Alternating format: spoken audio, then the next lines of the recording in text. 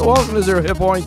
Everybody, it's Wednesday, the June 28th, and I'm Ryan Miller. He is the super ghoul himself. Bad Amberg. You get to be my favorite goblin.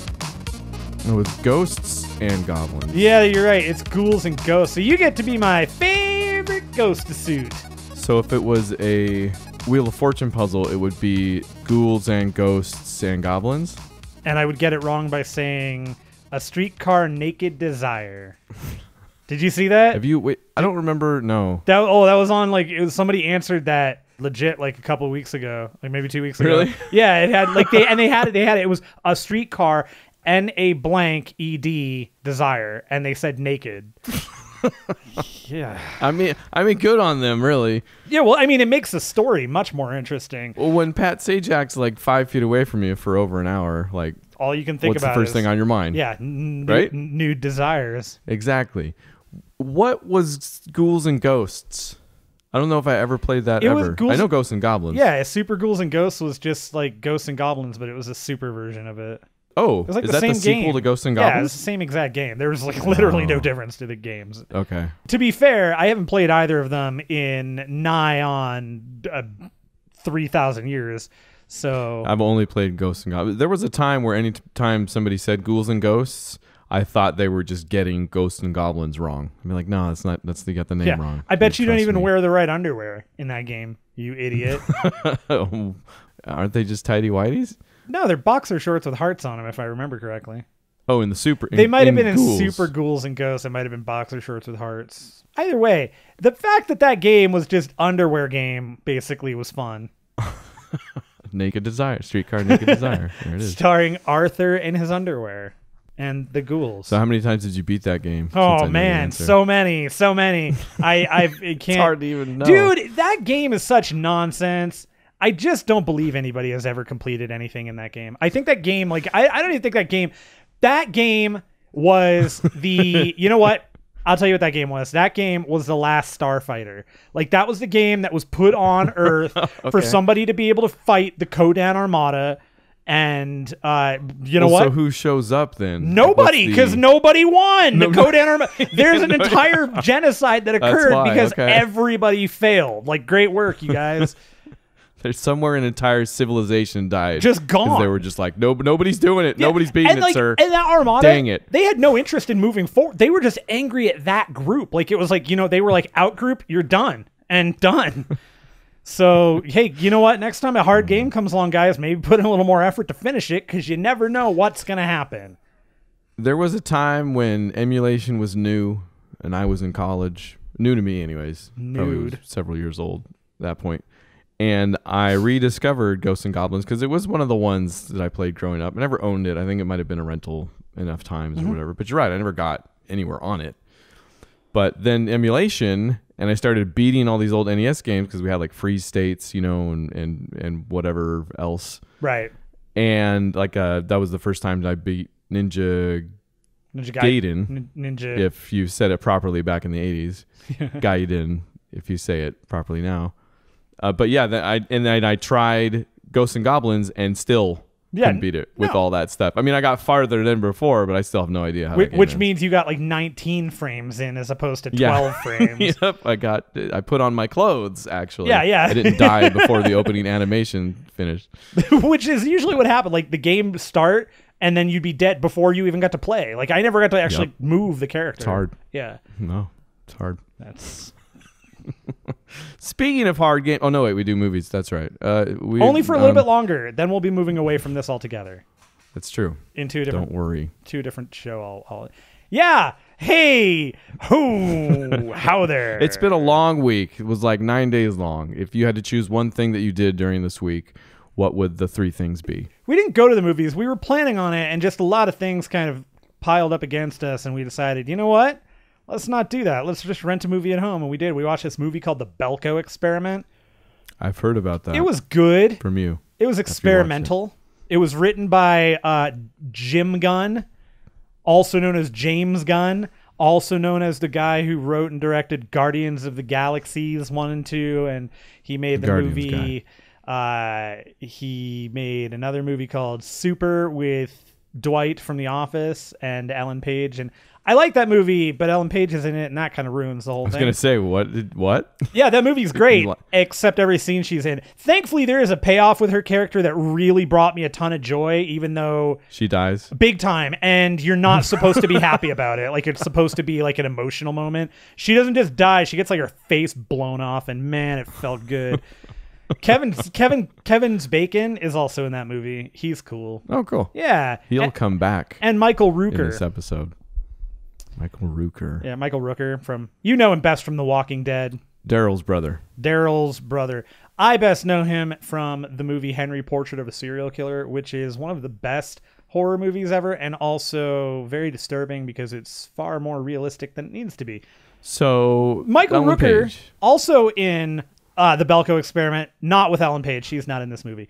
The Belko Experiment is, it came out last year. It was directed by not James Gunn, and the director, he's made at least one other movie, and I can't remember what it was because I was more focused on this movie. It's got John C. McGinley is in it for a good chunk of the flick. The guy who plays Big Head in Silicon Valley is also in this movie, and then there are a couple of other people that I kind of like pseudo recognize, but they're not names to me. They're nobody like I would go, oh yeah, I know the name, but I can say, oh, I saw him in a movie and I don't remember what movie it was.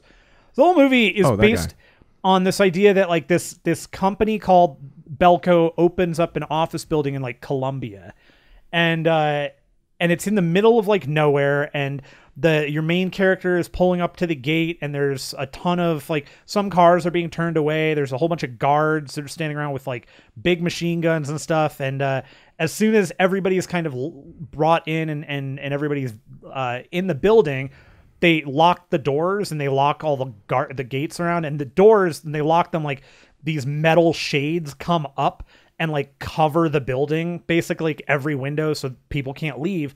And there's a voice overhead that says, stop everything you're doing, pay attention. And it's an upbeat voice, by the way, which is the best part. It's like, stop everything you're doing, pay attention. In the next 2 hours, we're going to expect you to kill 30 of your fellow employees. We don't care how you do it. It doesn't matter what you do. Just kill them. If you don't, we'll kill 60 of you. Have fun. So how many are there total? I think there's 80 or something, like 85. So it's like they do it in such a way so that the movie isn't like an hour and a half of like every second somebody exploding or whatever. But they do like right away. They're like, if you want to screw around, we're going to kill you, basically. And they have these.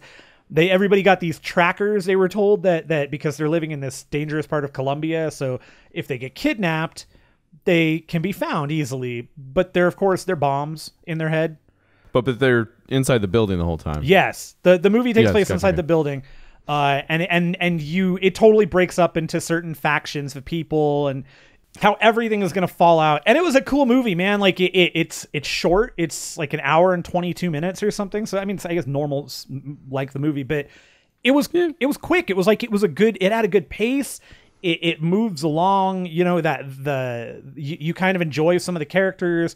Nobody in the movie is like, there's nobody awful in the movie. There's some like bad characters. John C. McGinley plays an amazing bad guy. No. Like the movie is based around the idea that none of these people they're not special in any way. There's one character that's like, he was an army ranger, but even that's only brought up once, and it doesn't really play much into the story. So they're all just office workers trying to figure out what to do. So he's just like a super douchebag or something. Basically. Yes. He's the guy you wouldn't want to be stuck in an office building with. Is that what you're saying? Or you would want to be, depending on where you're at. I don't know. If you were asked to kill somebody. Yeah, it was a good flick though. I highly recommend it, actually. I love that James Gunn. So one of the things people don't know or don't realize about James Gunn is he got his start in trauma.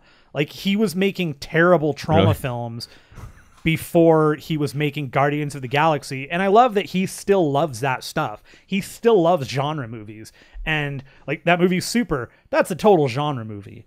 It's gory and weird and totally out of sorts. And this is another one this is a movie that probably doesn't get made if he's not James Gunn of Guardians of the Galaxy. but it did, and it's cool. And for like a low budget movie, they have some really good gore effects in there, some really fun scenes, some nice dialogue. It's a good flick, you know. So I'm kind of turned off immediately by movies that don't go a lot of places, or I'm basically just going to be looking at the same environment the whole time. That's not it. That they go different places in the office building. There's a whole mess of locations in the office building. You're not like just looking at. I'm just saying.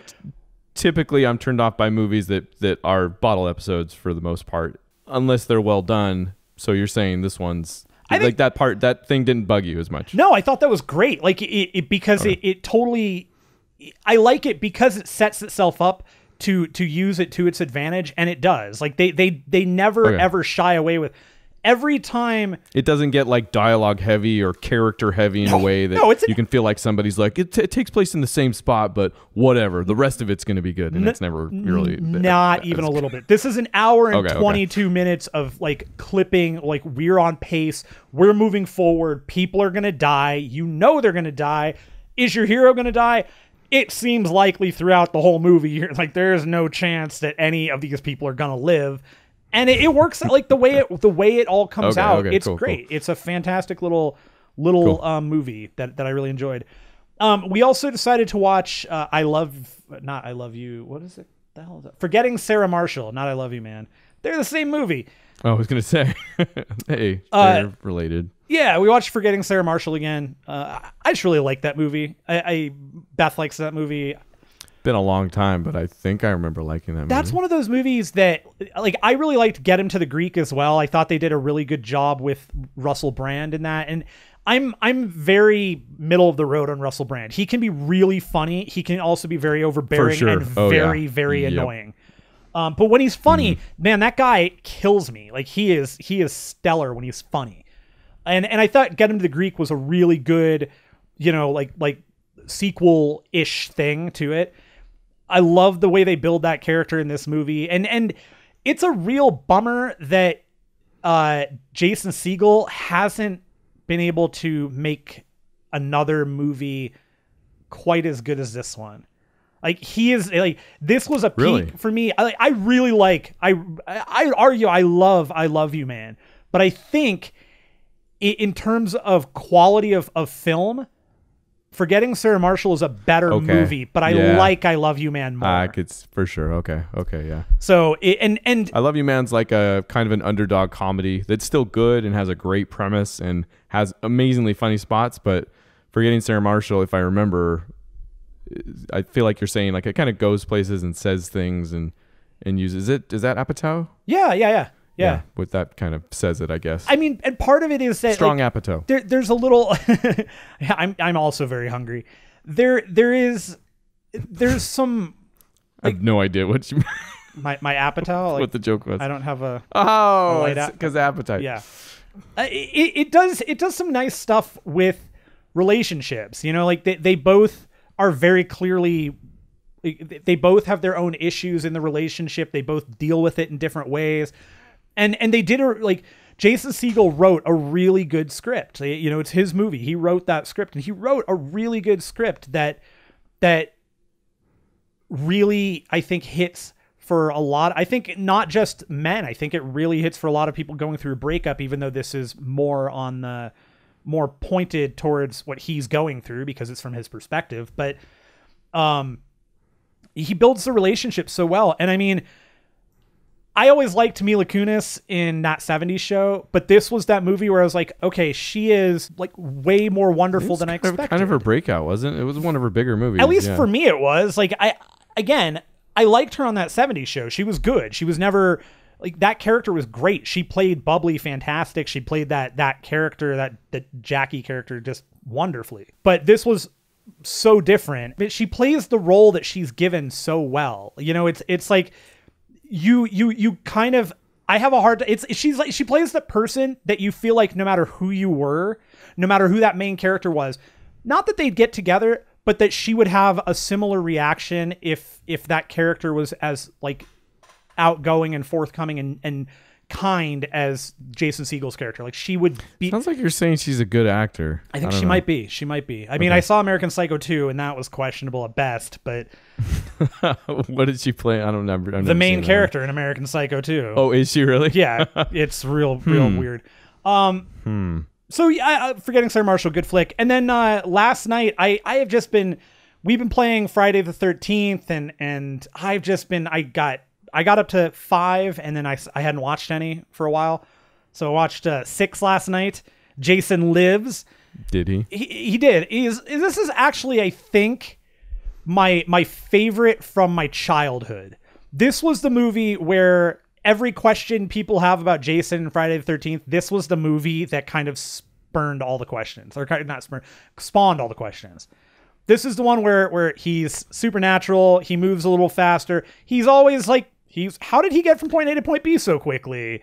This is that one. This is where that really comes to shine. And it's funny because I had kind of, when I was younger, I never made the obvious, really obvious, super obvious, most obvious connection where the beginning of the movie, Tommy Jarvis, who's back and is actually played by Tom Matthews, who's the guy that they used the likeness for in the video game.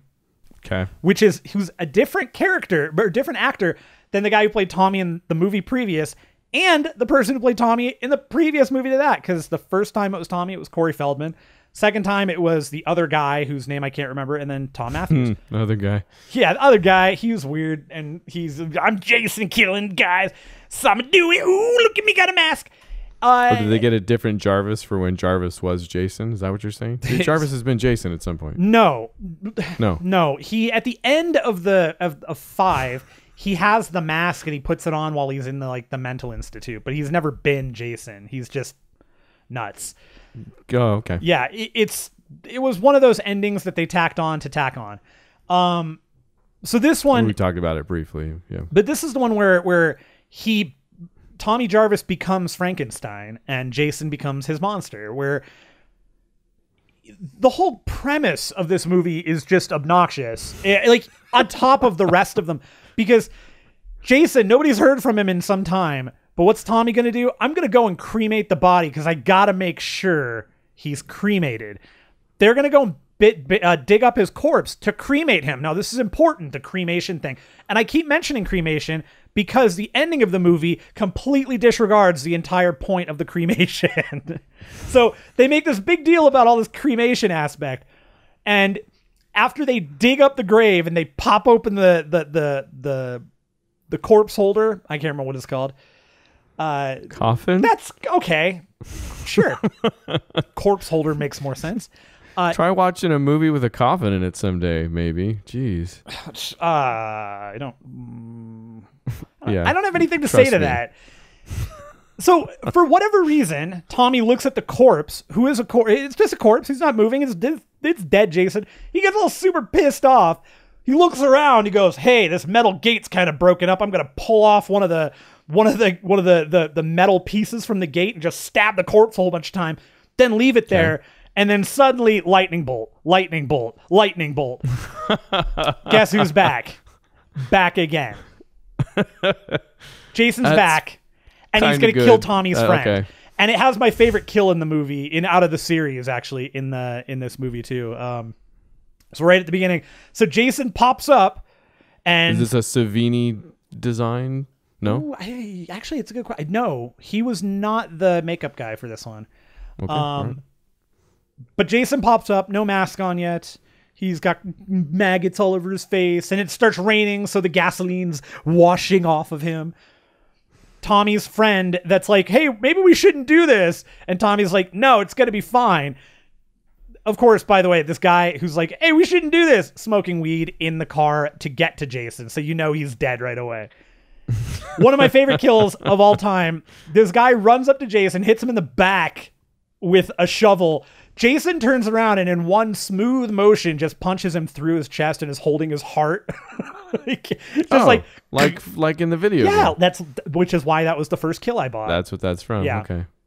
And then it goes on. Jason chases Tommy Tommy gets caught by the cops and then he's held by the cops, and Jason goes and terrorizes the counselors, and now there's kids there, so they have to worry about the kids too. And one of the little girls keeps seeing Jason, and there's a couple of good kills. There's a whole bunch of. This is another one. This is one of those movies where, again, it kind of moves at a clip.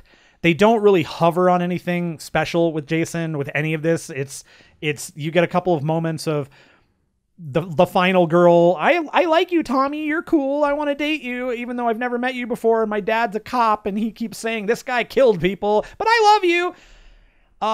Yeah. So we do get. Well, I imagine when you front load the movie with like showing Jason coming back to life, because aren't those the movies typically take some time with mystery and like who is Jason like is a thing, right? Only it was so the only time that it ever was a mystery is in the fifth one when it's not Jason. And even then it's not a mystery. It was just, it became a mystery at the end where they were like, oh, it wasn't Jason after all. So has it always been the thing driving the movies is just going from kill to kill? Yeah. But you say this movie moves at a clip where it's kind of just, it seems like that. So like the first movie, there's actually a story. They build, there are kills throughout it, but it builds. It's not bang, bang, bang, bang. And 2 is the same way. And 3 to a point is not that. 4 through 6, they start getting a little bit, let's get moving. You know, let's get as many kills in here as we can. Let's do the goofiest. And that's when they started adding in all the weird characters and they started doing, you watch the first 3 movies even. No, I guess first 2. The archetypes aren't really there for the counselors. They're just counselors. You have somebody who's leading them and then the kids, and they're all teenagers, whatever.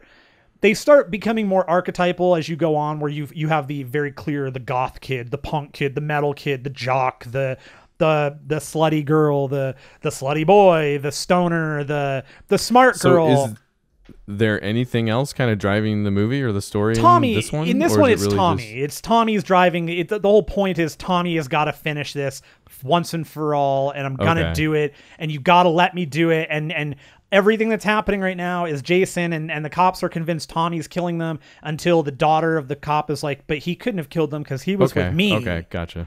Yeah, I like this movie a lot. It's certainly not the strongest. It's certainly not the weakest. Again, that would definitely go to 5. Like when it was not Jason, that's just the worst. But I'm curious what, like, could we do like a final ranking once you get to the end? How many of these are there again? 11.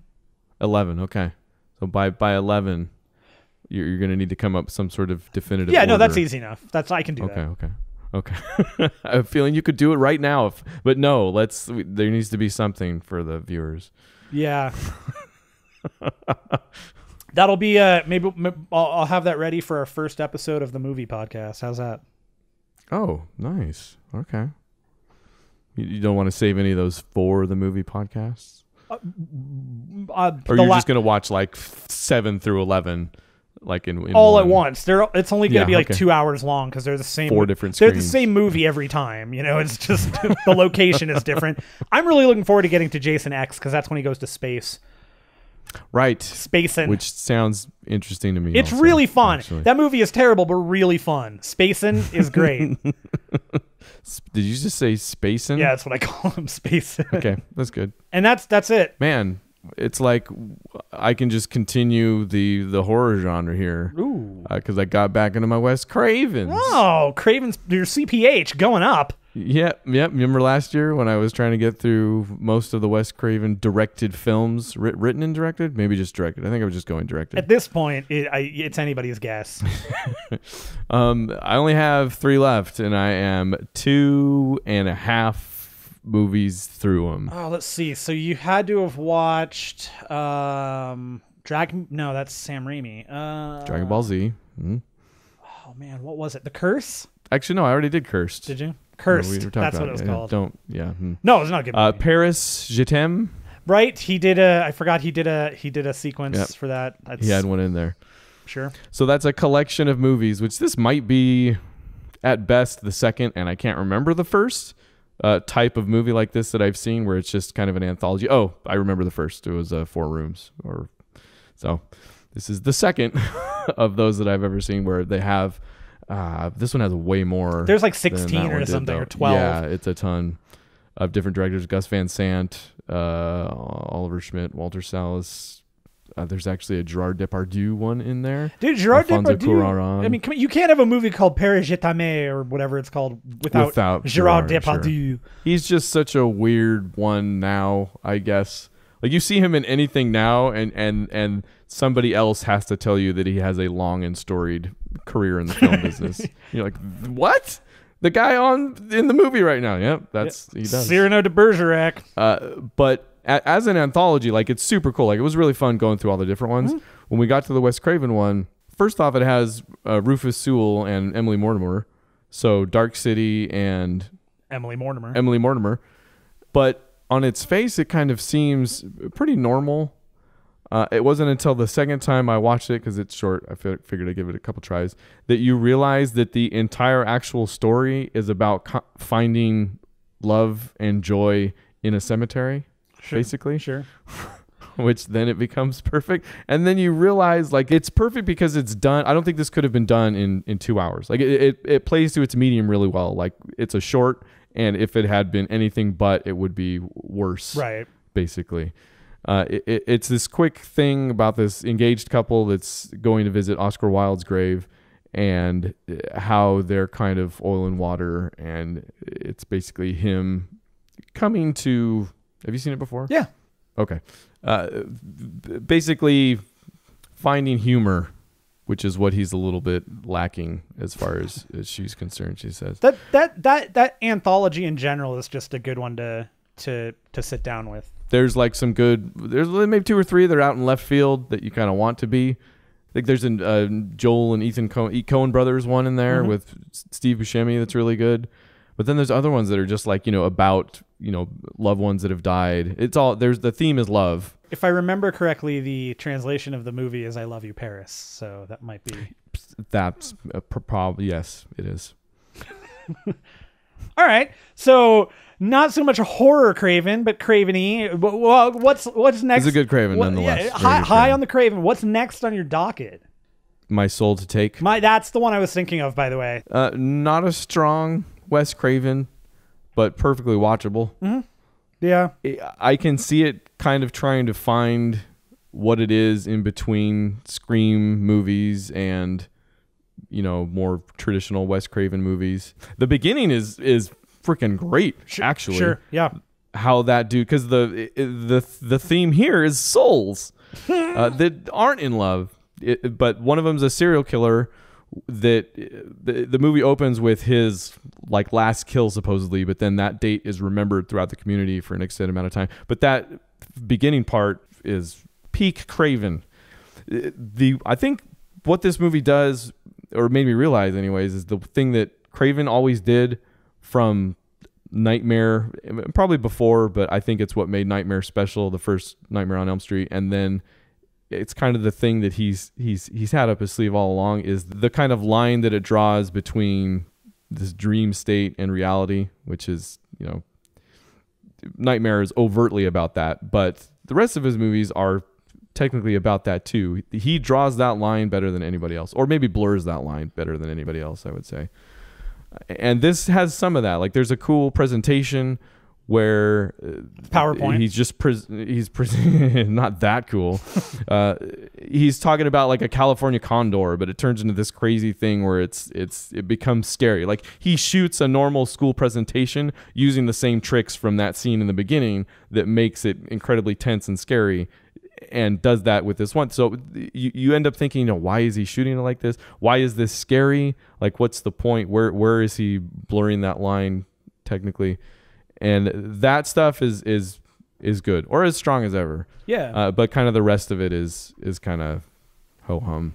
Which pretty much describes a good chunk of his later career, honestly. But well, so I'm halfway through Scream 4. Which, okay. Very strong. But Scream 4 it sounds like they got, what's his name, Kevin Williamson back on it. Scream 4 is good. But we'll talk about that next week. My Soul to Take, might get a little weak towards the end. Definitely gets weaker towards the end, but shocker. No, that's the Mitch Pileggi one. Oh, okay. I wish Mitch Pileggi would play Batman. No. Nice. Did you play Injustice 2? I did. He's Batman's been on the mind, the Batmind. I had to.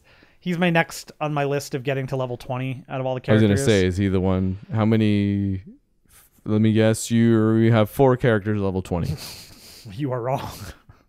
Dang. I have 2. Nobody else is. Like Batman, Wonder Woman, and Superman are all kind of close in general, but everybody else is sub level 10, I think. All right. It's gonna take a while. I did so I couldn't bring myself to buy another fight stick, even though I want one. I just can't afford it right now. I ended up taking a look and purchased a Hori fighting commander pad. It's not as frisky as I thought it was going to be. And every time I use it, I have to deposit money, which is weird, but it's fine. It's weird playing any game with a pad like that, because the way it's built is it still has your trigger and your bumpers, but your right bumper and your right trigger are actually buttons on the face. They're face buttons. So you have 4 across. Does it have the triggers also? Yeah. It still has the triggers, but the triggers are not for those. Like they're different buttons altogether. And like all of it's programmable, so you can move stuff. But then like the left bumper and left trigger are actually on the right trigger and the right bumper, because your right bumper and right trigger are face buttons. So everything is on these, like... I don't enjoy this at all. It's weird as hell. It's really hard getting used to... there are certain things like meter burning stuff is taking me some time to get used to, because now I don't pull a trigger. I have to go to over here. Doing my special move, it's instead of both triggers, it's these 2 buttons. It's trigger and then one of the face buttons. Matt, is this a thing like among the fighting game community? Like is this a normal thing? Like people that like they're only using this thing, or Sure. is this like a fight pads, fight sticks are more common than fight sticks? I know. Yeah. I've never heard of this. The fight pads are the cheaper alternative, where they focus more on the D-pad being really responsive, as opposed to like the Xbox D-pad or even the PlayStation D-pad, which are not nearly as responsive as you want for for fighting games. I mean, and so it's cool. It works. I'm still getting used to it. I'm still running into some issues. I'm not sure that if it's the controller, if it's me.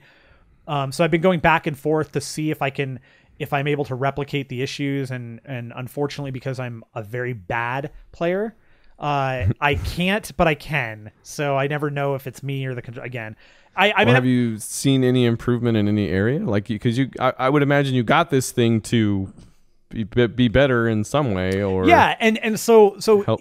I'm still getting used to playing with it, and I didn't get to spend a ton of time. I got it on Sunday, and so I only really got to spend like 2-3 hours playing with it. So it's different. And so no immediate like. I don't even know why we're putting shoulder buttons on the face, and that helps. Like, I don't know, the reasoning behind all of this. I guess that's because when you play with a stick, the shoulder buttons are on the face. But you're also like you're using like you're playing like this as opposed to like what. So when I play with it, when I play on an arcade stick, so you've got like the same. Your hands are working like you're using a fight stick. No, kinda. That's what I'm saying. Is on a fight stick, I flatten my hand across the buttons and I do this kind of like I barely press down on like the that I get for sure. So this I don't know. It doesn't seem to be hindering me.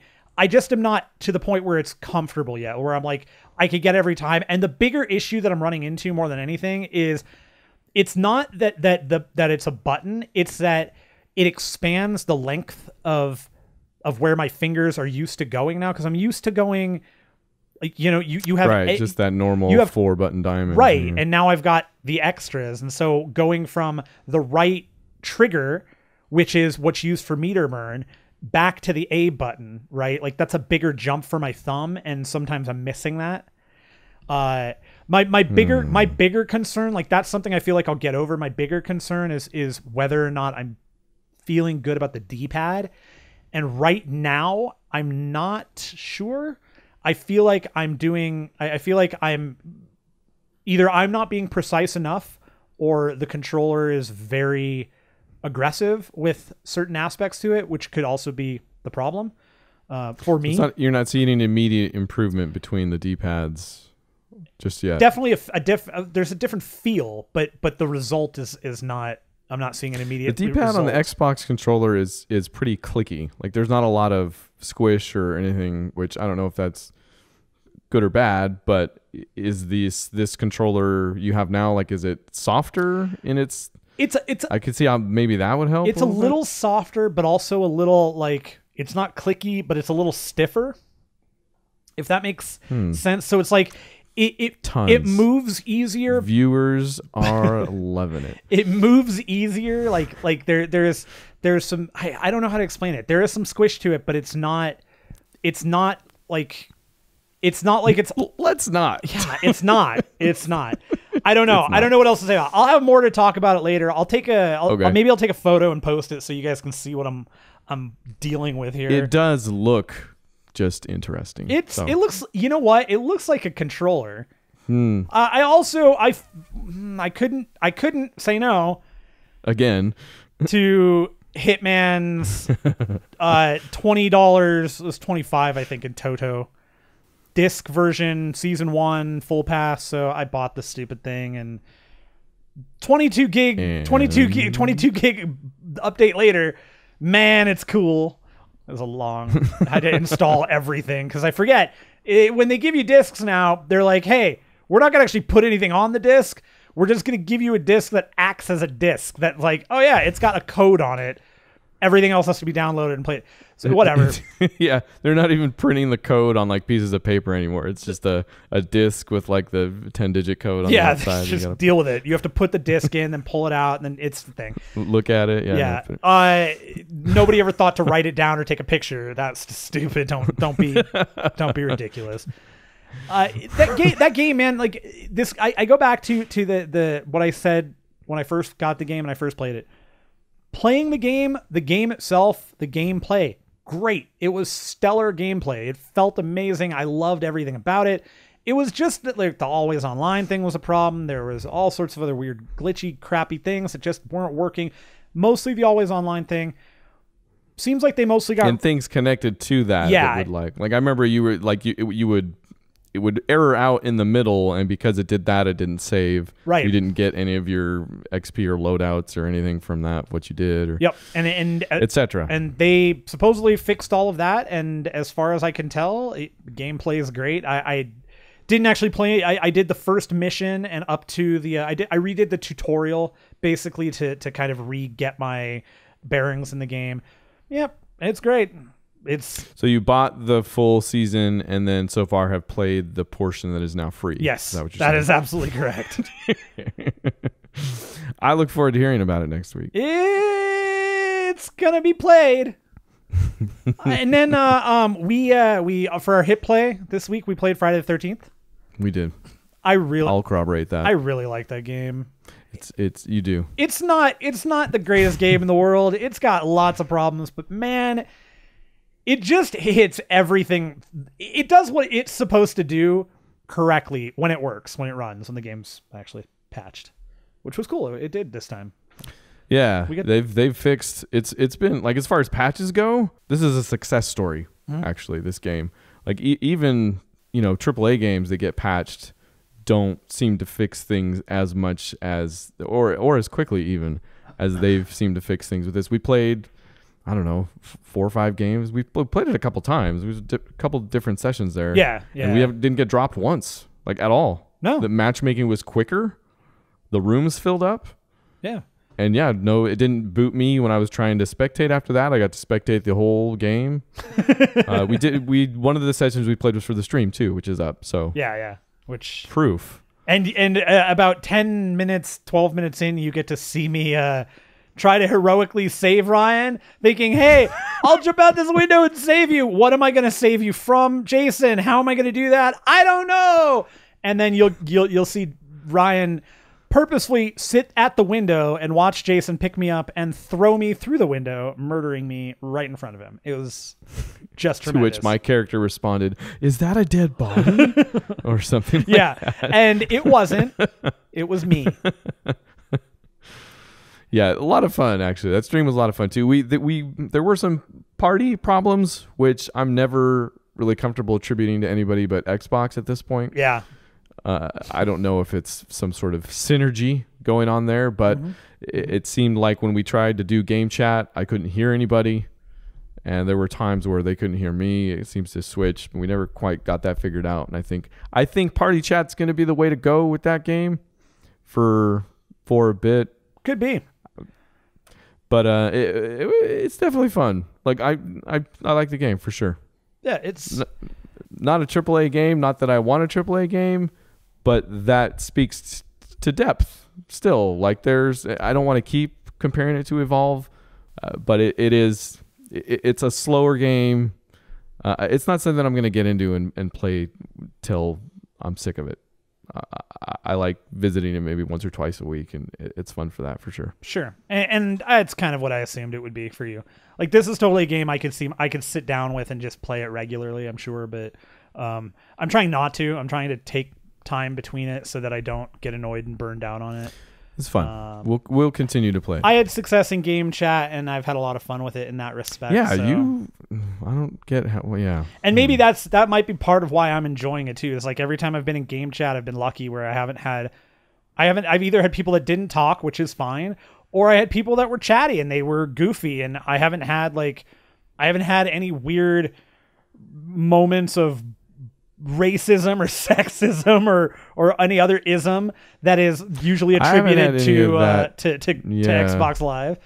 The only thing I've gotten so far is just kids like really loud, which is my favorite because they're all so stupid and don't know what's going on, and then I just kill them. Oh, they know what's going Not on. In the They're game. killing me. That's what's going on. Oh, I was Jason once. That was kind of fun. You were Jason. I was also Jason once. I went 3 and 8, and I did not do well. I got 6 out of 7, and it said that was a perfect game. It was perfect. It's perfect for me. Perfect. Maybe it wasn't counting me. Do I have to? That'd be cool if you have to suicide at the end of the game. You get 7 out of 7. 7 of 7. Shoot yourself. So we played that, and then we also tested out the Killing Floor 2. Mm-hmm. That floor, man, it died. I did not find out how to kill the floor. You shoot at it. Oh. You were focused on zombies. In that case, stuff. maybe I did. Yeah. But I also shot everything. Yeah. So I guess. So Killing Floor is essentially, it's a wave-based horde mode kind of. There's a Call of Duty mode that's very similar, where at the end of each round you go to a space and you can fill Call up of Duty Zombies. Yeah, and you can. I think you can fill up your ammo, change weapons, buy new weapons, upgrade stuff, and I like this game a lot because. It has archetypes. Like, all the characters are ostensibly the same. You know, you have different looks for the characters, different skins, but they're all basically the same. I say it doesn't seem to change the gameplay at all. Yeah, based on the character. But you have archetypes that are interesting, where you get different buffs, and the more you play them, you get experience for that archetype as you play it. As you level it up, the buffs get better. So the characters do come with different. No, the traits? The archetypes do. Not Archetypes. The characters themselves. Yeah, so like Firebug, Commando, Berserker. Oh, okay. The things that define your loadout, essentially. Gotcha. Those get leveled up. They have perks and stuff attached to them, and as you level up, you can unlock perks and all sorts of stuff. It's a fairly simple horde game, wave game. That's I like it. It's got cool enemies. You get surrounded quickly. It's not forgiving. And it's just kind of fun and simple and easy to get into. I mean, it's easy. It's pick up and play. Like, you get the picture right away. Yeah, definitely. Yeah, I don't think there's no depth to this game. There's no depth to necessarily. It in especially story wise. In the direct, story wise, no. There's nothing. I mean, it's totally like there was no glitches. The frame rate was solid. Like, I think they've executed on what they want to do.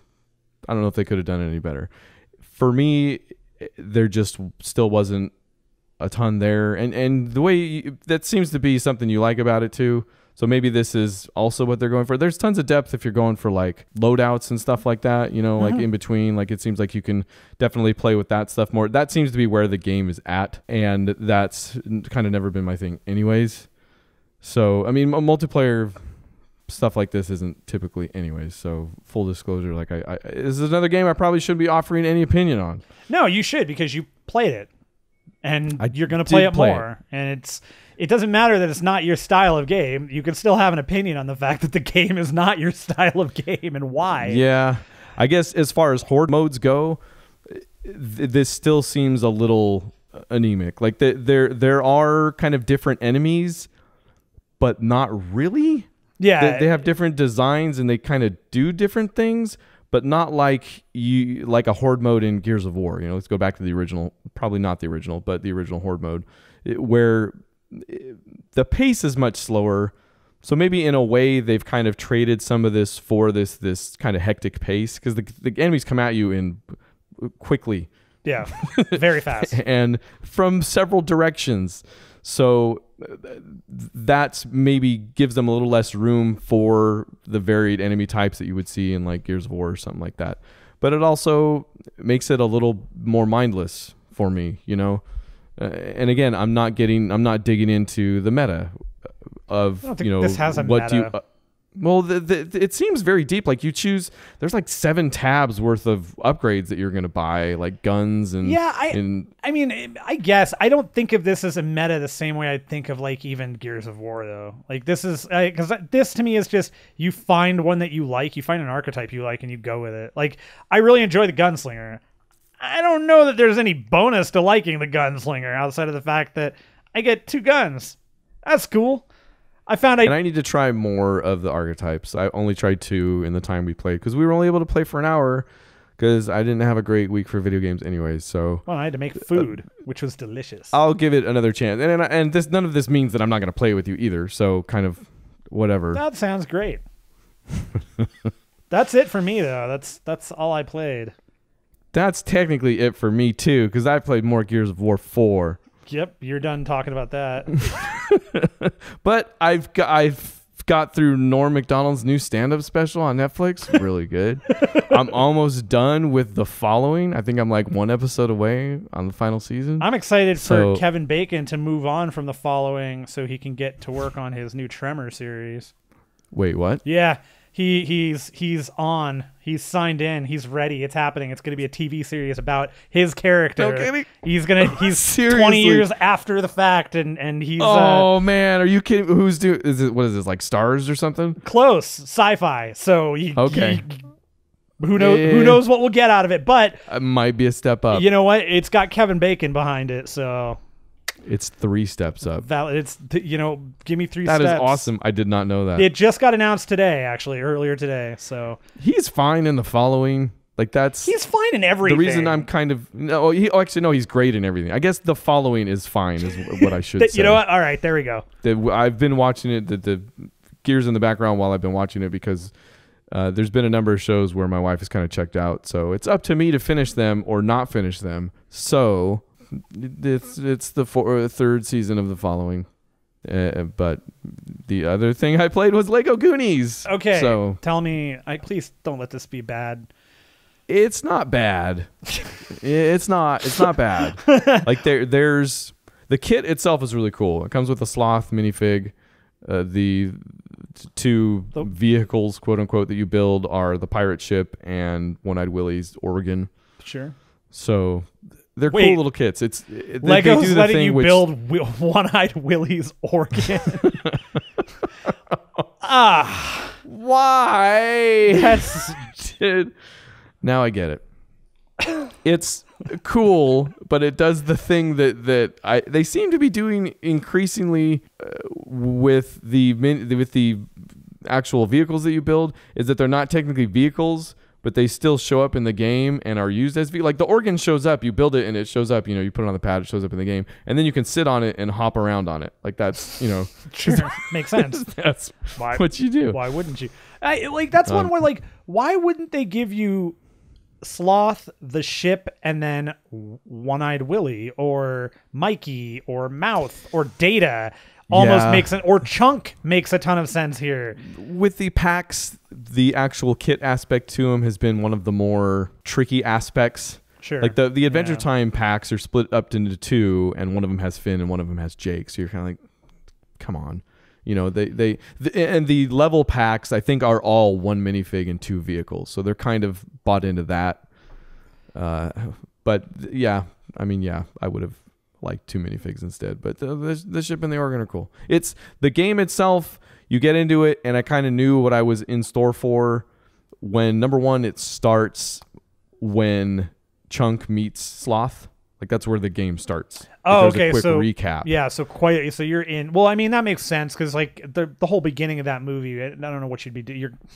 It's going from the It's going from the Goondocks to the Fratelli's building. Yeah, but that hasn't really stopped them before. I mean, this isn't a story pack, so I'm not expecting a whole movie adaptation here. But even with I want to say it was like the Mission Impossible pack, they might have gone through like all three movies even just on that level pack. Well, that makes sense, to be fair. Basically what this story ends up being then is just a Chunk Sloth story. Like, it follows from there to the end of the movie, and there are very cool touches for sure.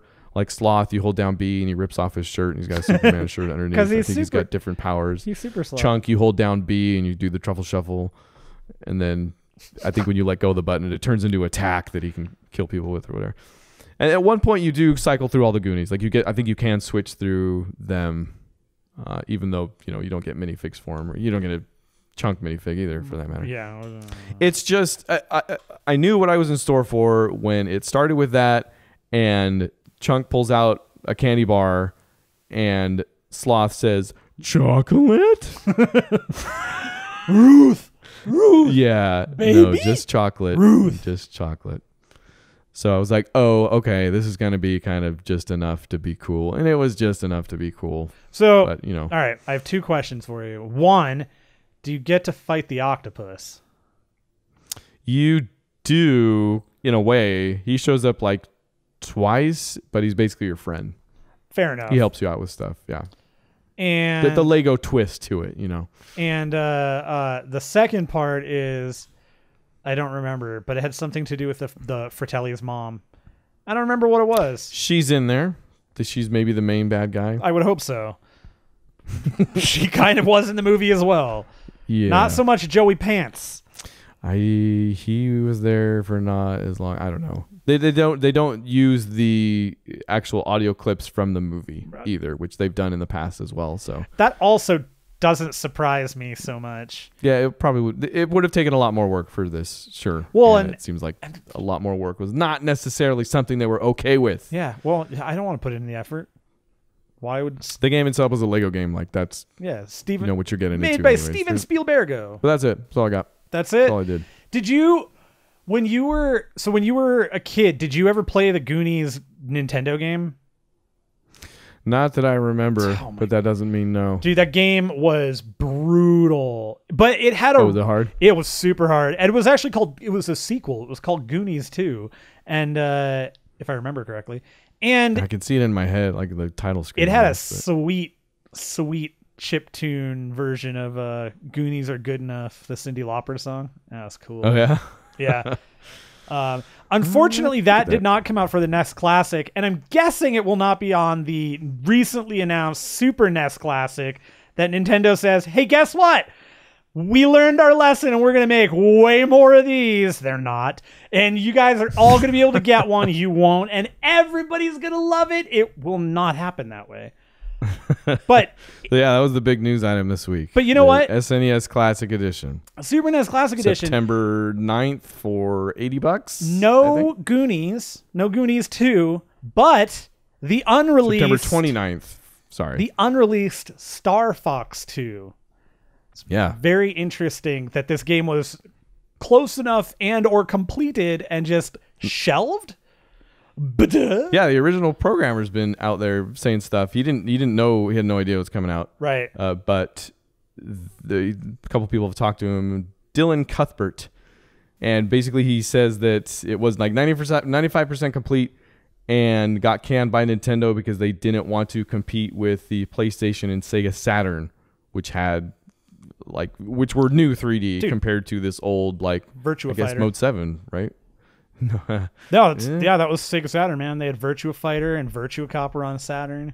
Okay. Like that stuff. So yeah, think in about that comparison, compared to Star Fox, and Nintendo didn't want to invite comparisons, basically. Still would have been down for Star Fox at that point.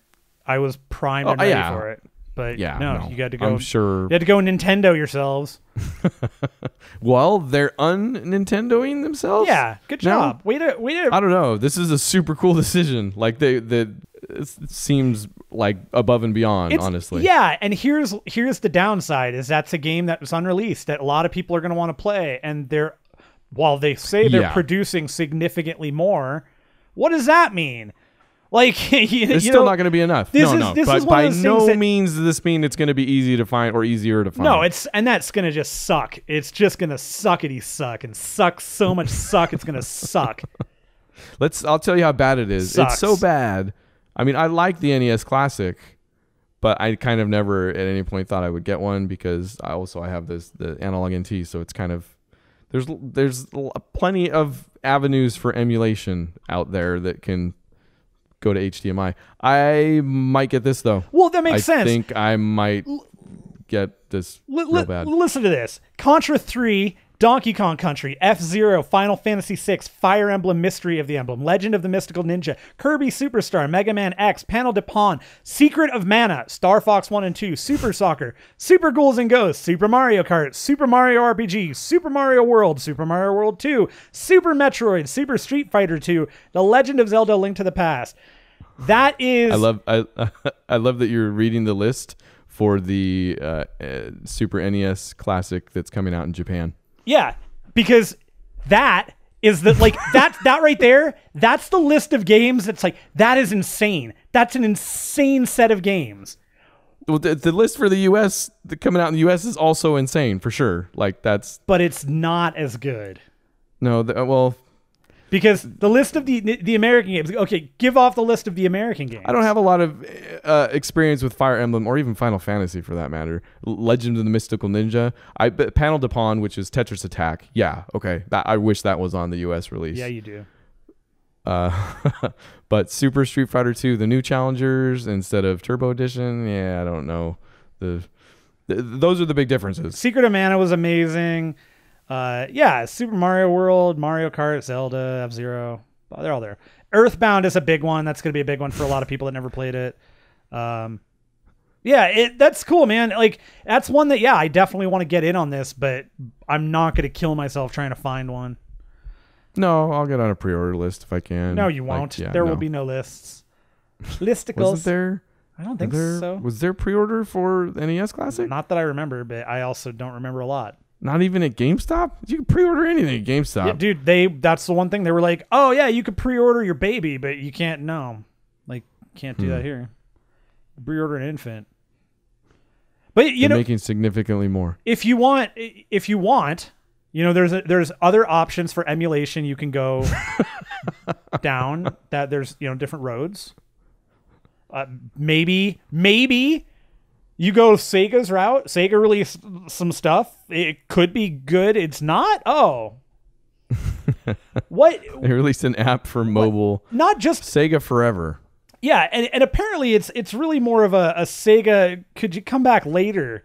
Because it's a whole bunch of ports from Sega that are just not great. Apparently, you get games like Altered Beast and Phantasy Star 2. And apparently, based on everything, they're excruciatingly painful to play. even though Sega's like, really, the complaints are coming from a really small amount of people. Yeah, it's because those are the people who are complaining, and the other people are just not stating that your thing sucks. John Linneman from Digital Foundry has a tweet out there where he says, "Do not touch. It's just lousy emulation in a Unity wrapper. Not good at all." The statement from Sega, though, is pure gold. Saying that for the vast majority it's fine, quote, but the specialist guys who are looking for the absolute epitome of quality, we're going to keep improving for those guys. So there's a little bit of mea culpa going on, but the quote that this is just for people that aren't necessarily specialists who like quality. Yeah, this is for people who don't like to play games that work. That's what this is for. All right, cool. That's fun.